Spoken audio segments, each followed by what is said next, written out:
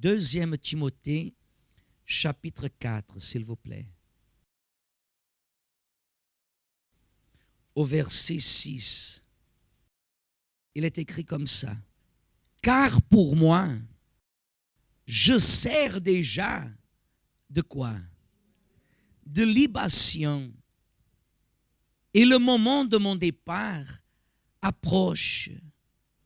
Verset 7. J'ai combattu le bon combat. J'ai achevé la course. J'ai gardé la foi.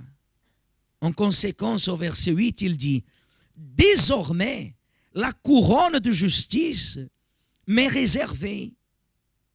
Le Seigneur, le juste juge, me la donnera dans ce jour-là. Et non seulement à moi, mais encore à tous ceux qui auront aimé son avènement. Vous avez déjà remarqué qu'au centre d'accueil universel, l'Église, elle vit la foi, la façon comme nous vivons la foi. Elle reste différente de beaucoup d'autres églises, beaucoup d'autres lieux de prière sont différents du centre d'accueil. Je ne dis pas, bien évidemment, que l'une est meilleure que l'autre, non. Parce que toutes les églises sont censées de former le corps de qui? De Christ. Comme nous tous ici présents ce soir, nous sommes censés de constituer le corps de Christ. Est-ce que c'est le cas? Non. De même, est-ce que toutes les églises, elles sont des membres du corps de Christ? Théoriquement, oui, elles devraient être. Mais ce n'est pas le cas. Pourquoi? Parce que le corps de Christ exige d'une façon continue, jour après jour, que ceux qui l'intègrent vivent par la foi et demeurent dans la foi. Qu'est-ce que ça veut dire? Ça veut dire qu'à partir du moment que la personne, elle remet sa vie à Jésus, elle est censée de commencer à vivre uniquement par la quoi? Pardon? Elle commence à vivre uniquement par la foi.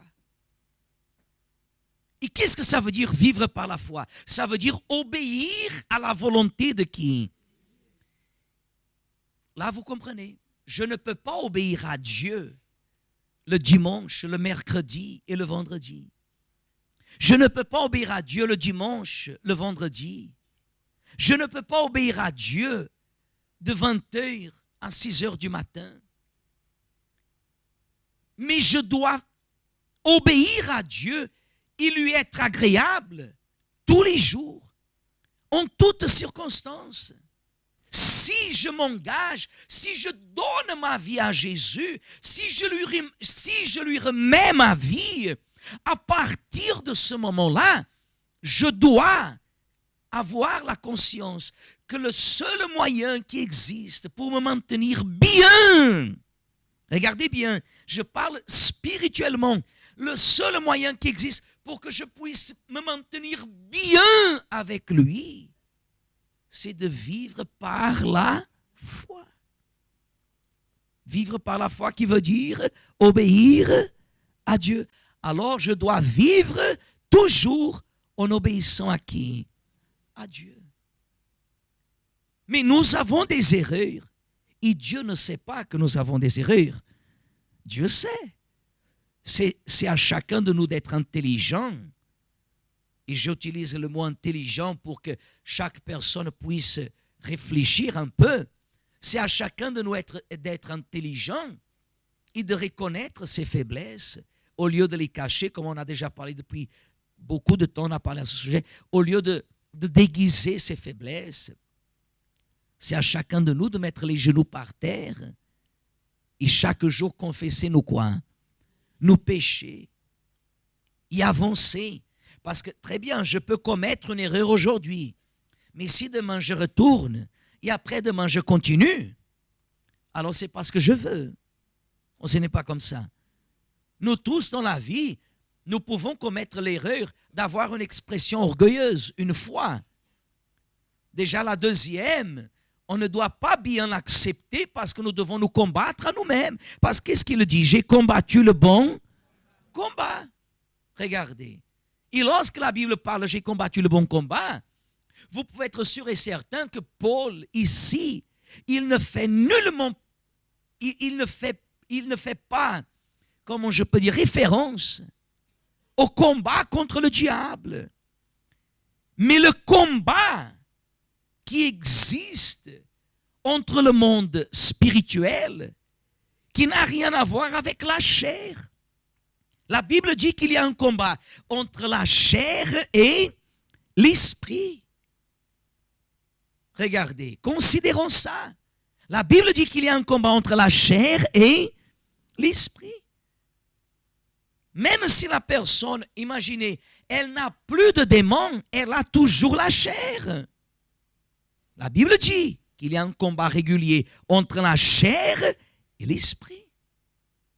Des fois, la personne, elle n'arrive pas à vaincre parce qu'elle jette toujours la faute au diable.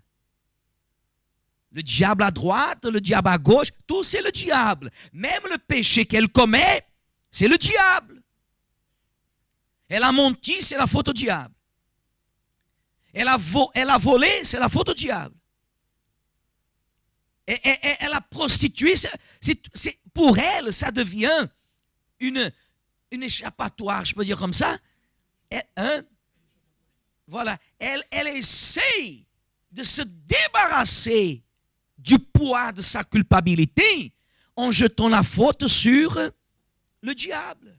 Et à la fin, elle termine avec une petite dose d'humilité fausse, parce qu'elle dit, oui, c'est vrai, moi aussi, c'est ma faute aussi. Mais c'est ta faute dès le départ et à 100%. Ce n'est pas à la fin, c'est dès le commencement que c'est ta faute. Parce que la personne ne combat pas le bon combat. Et elle, si elle ne combat pas le bon combat, elle peut être sûre et certaine qu'elle ne pourra pas achever la course et elle ne pourra pas non plus garder la quoi? La foi. Pourquoi? Parce qu'elle n'est pas spirituelle. Elle n'a pas un reflet intérieur pour qu'elle voie ce que les autres voient en elle. Quand la personne elle est spirituelle, elle voit. Je ne suis pas en train de dire que la personne ne se fâche pas. Je ne suis pas en train de dire que la personne elle ne réagit pas.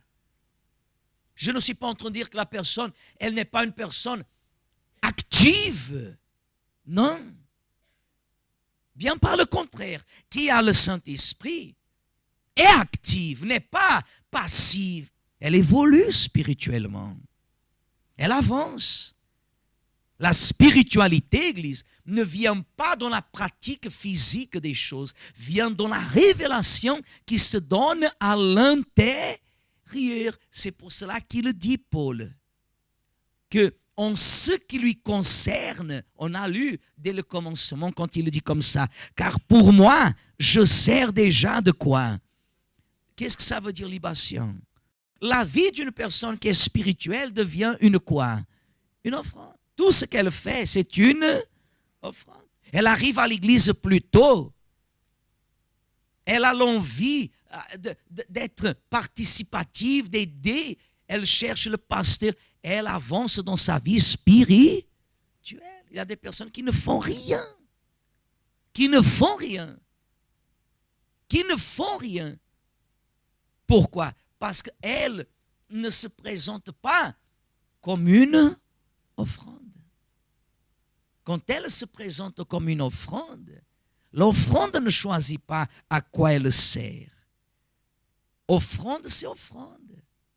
Elle se remet à Dieu et c'est Dieu qui sait ce qu'il va faire d'elle. Il y a des personnes que moi je connais depuis des années qui sont toujours charnelles. Ils restent charnels. Mais il y a des personnes qui sont arrivées, ça fait peu de temps à l'église, qui étaient charnelles et aujourd'hui sont déjà spirituelles. Pourquoi? Parce que Dieu ne peut pas agir dans la vie d'une personne qui ne prend pas la décision que Paul il a prise. Ma vie, pour moi, ma vie sert déjà comme une libation.